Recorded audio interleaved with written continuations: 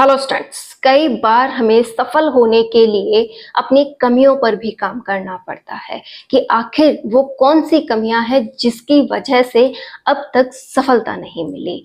वो कमियां हमें हमारी सफलता से दूर करती है। क्यों ना उन कमियों पर काम किया जाए, क्यों ना उन्हें पहचाना जाए और अपनी इस सफलता के मार्ग को बहुत शानदार किया जाए, ताकि इस बार कोई चूक ना हो और हमें हमारा लक्ष्य मिले और हमारी जो लाइफ है उसमें चेंज आए। तो आज हम इन्हीं बिंदुओं पर बात करेंगे कि आखिर वो कमियां कौन सी है। लेकिन उससे पहले एक इम्पॉर्टेंट जानकारी मैं आपको दे दूं। अगर आप किसी भी कंपटीशन की तैयारी कर रहे हैं तो आपको क्या करना होता है, मॉक टेस्ट देने होते हैं, प्रीवाईक्यू क्वेश्चंस पुराने निकालने पड़ते हैं। तो वो सब कुछ आपको एक ही प्लेटफॉर्म पर मिल सकता है, वो है टेक्स्ट बुक। टेक्स्ट बुक का नाम आपने सुना होगा। टेक्स्ट बुक पर चल रही है बिग मानसून सेल, जो कि 28 से 31 जुलाई तक रहने वाली है।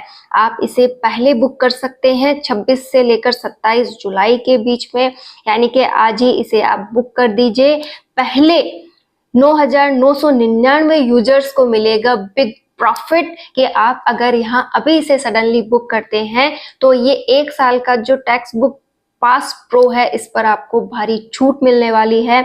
तो आज ही इसे आप बुक करें। तो टेक्स्ट बुक आपको देता है 800 एग्जाम से भी अधिक जो एग्जाम्स हैं उनके लिए पीवाईक्यूज, मॉडल टेस्ट पेपर्स, आप यहाँ पर एमसीक्यूज निकाल सकते हैं, टॉपिक वाइज भी निकाल सकते हैं। 1.5 लाख से अधिक मॉक टेस्ट यहाँ पर अवेलेबल है।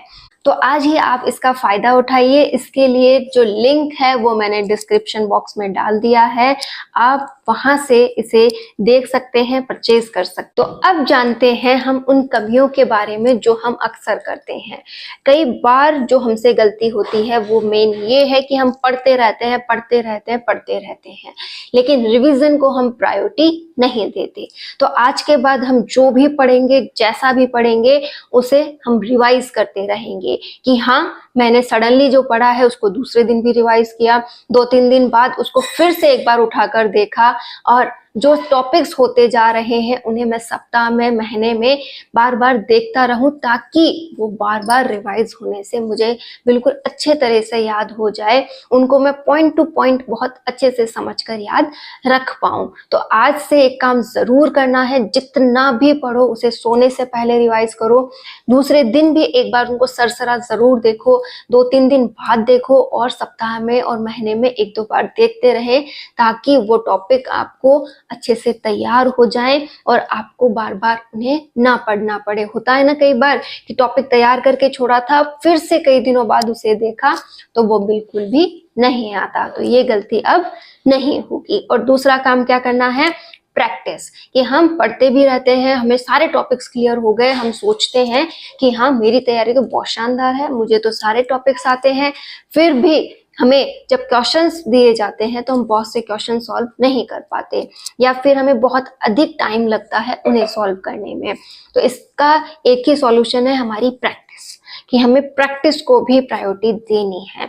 तो आप भी अगर प्रैक्टिस नहीं कर रहे हैं तो अभी से अपनी प्रैक्टिस स्टार्ट कर दें। और अगर सडनली तैयारी स्टार्ट की है तो पहले एक बार आप थोड़ा सा पढ़ लें, कुछ एक टॉपिक होने के बाद आप प्रैक्टिस स्टार्ट कर सकते हैं। लेकिन प्रैक्टिस बेहद जरूरी है, हमें करनी चाहिए। इसी के साथ ये 2-3 काम तो हमें करने ही होते हैं।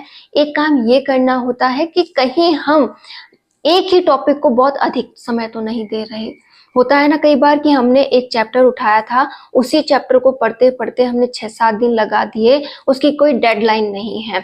आपको हर एक टॉपिक को डेडलाइन देना होगा, मतलब इतना बड़ा चैप्टर है, इसे मैं इतने दिनों में पढ़ सकता हूँ, और ये मेरी जो है शर्त है कि मैं इसे इतने दिनों में क्लियर कर लूंगा। अपने आप को आपको टाइम बाउंड करना पड़ेगा कि हाँ, मुझे ये टॉपिक 3 दिन में, 2 दिन में, या फिर 1 दिन में, जो भी आपकी टाइम लिमिट है उसे दीजिए और उसे कंप्लीट कीजिए। एक टॉपिक को लेकर के अगर आप बैठेंगे तो बाकी टॉपिक कब होंगे, क्लियर है। और एक आप अपनी सिटिंग बढ़ाइए कि हाँ, मैं 2-3 घंटे जब एग्जाम में बैठूं उसी सिटिंग को मैं रोज दूं।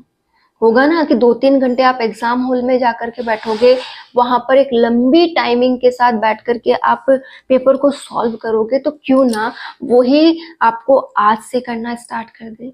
या वही लगन के साथ आप एक एग्जाम हॉल में बैठे हैं, वैसे आप पढ़ाई कर रहे हैं, जो टॉपिक पढ़ रहे हैं उसे वैसे ही सोच रहे हैं कि हाँ ये एग्जाम में आ गया तो कैसे मैं इसे सॉल्व करूं। इससे देखो माइंड भी एक्टिव होता है और हम जो पढ़ रहे हैं वो हमें समझ में भी बहुत अच्छे से आता है। तो अगर आप भी इन छोटी छोटी गलतियों को कर रहे हैं तो आज से इन्हें कम करें, इन्हें दूर करने की कोशिश करें, तो आप बहुत अच्छा कर लेंगे। रिवीजन, प्रैक्टिस और कंसिस्टेंसी के साथ रेगुलर पढ़ना। ऐसा नहीं कि 5 दिन पढ़ाई की और 5 दिन बाद आप सोच रहे हैं नहीं थोड़ा गैप लेते हैं बाद में पढ़ेंगे, तो जो पीछे किया था वो भी बराबर हो जाता है। तो प्लीज एक तो रेगुलरिटी बनाइए, कंसिस्टेंसी के साथ रेगुलर पढ़ाई कीजिए, रिवाइज कीजिए, प्रैक्टिस कीजिए और अपनी स्टडी टाइम को एक मैनेज टाइम कीजिए कि हाँ 3-4 घंटे एक साथ सिटिंग दे करके मैं पढूं। और ये करना ही बहुत बेटर है क्योंकि आगे चलकर हमें यही सबसे बड़ी तकलीफ होती है कि एग्जाम हॉल में हम बिल्कुल भी मैनेज नहीं कर पाते हैं, हम अच्छे से बैठ कर के एक जगह पेपर नहीं दे पाते हैं क्योंकि हमने इतनी लंबी सिटिंग एक बार में ली ही नहीं है।